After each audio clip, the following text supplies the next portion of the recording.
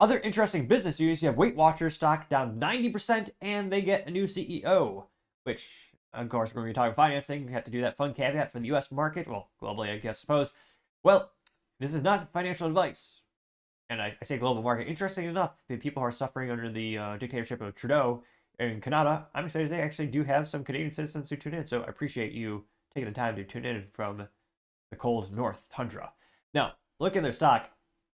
It's crashed worse than a Boeing airplane. It is rough. Now, pulling up their 5-year timeline, stock is down 97.77%. Now, granted, by the time this video is rendered and uploaded, the stock price will change because that's what the stock market does. Currently trading for, 83 cents per share. Again, it's gone 97.77% the past 5 years. The past 1 year trend is down 92%. Year to date, down 90%. 6 months, down 50%. Past 1 month, down 1%. So topsy-turvy. Last week actually went up by a percent. And market cap is down, to $66.61 million, which, again, what used to be one of the largest publicly traded companies, they are, that's nothing. Looks like it founded, fun facts, founded May 15, 1963 in Queens, New York, founded by Gene Nadich, which, again, that has been one of the most iconic diet companies in history. In 2023, they had as many as 4,850 employees and still headquartered in New York, New City, New York. And yeah, I mean, it's one of those, probably I don't know if they invented it, but they might as well have perfected the marketing and the social and the whole business of Weight Watchers. I mean, there's a whole culture that they built up, and it's very popular for many years. But yep, they been struggling because they've been I want to say left behind, but yeah, there's a lot of competition these days, and I don't see how they're going to bounce back. Now, there's also an article in LinkedIn. They actually brought this up as well, where they kind of dive in a little bit deeper.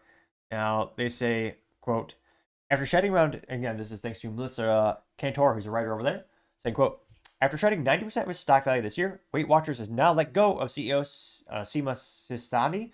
The weight loss chain said board member Tara Kamoti, previously the chief executive to Shake Shack, has assumed the role on an interim basis. Sistani had a tumultuous 2.5-year reign atop the former diet company, which responded to the GLP-1 drug boom with a belated embrace of pharmaceuticals. However, the pivot proved unsuccessful as most consumers opted to use, quote, GLP-1 drugs on their own.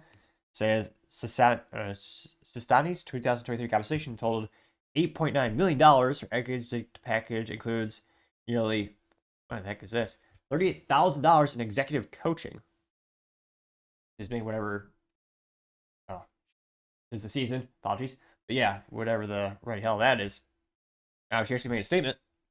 Sima says, quote, I'm sharing some big bittersweet news today, and this is snipped from a note I shared with my amazing team. One of the most understated lessons about true leadership is the art of winning is the handoff.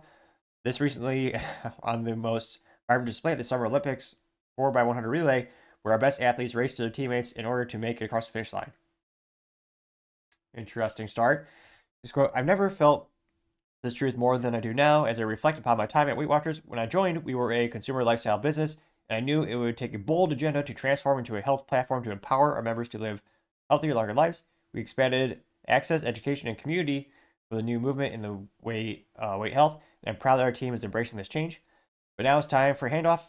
After the hard intentional work of transforming the 61-year-old company's vision and mission, I'm passing the baton to my dear friend, Tamara Kamote, who will lead Weight Watchers to the next chapter.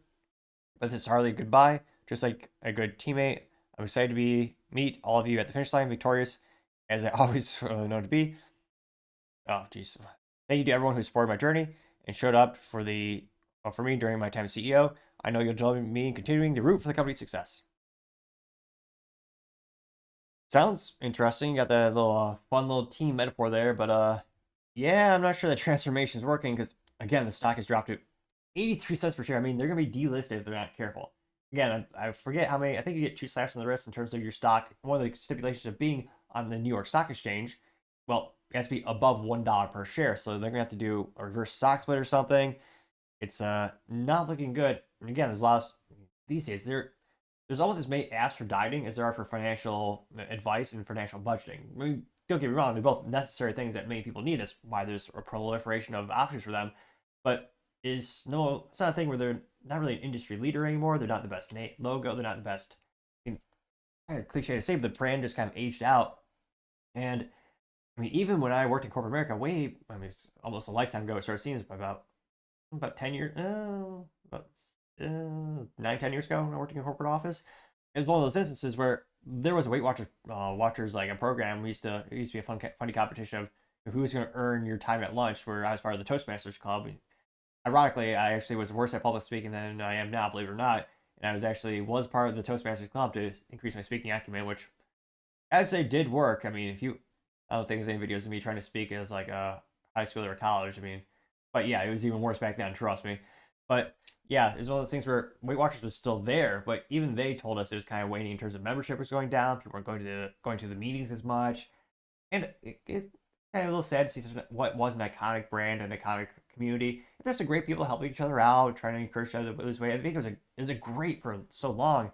But I know it's kind of cliche to say, but I think it's just the proliferation of so much competition, and they just weren't able to adapt quickly enough. And are they able to make a comeback? I mean, their stock is none of this financial advice. I would not buy this stock. I mean, it, it it's a good logo that people know. So there's intellectual property there, but I don't see a path to success. We'll see what the new CEO does. I mean, hopefully she's really able to helpfully turn around the company so there's not too many people who lose their jobs.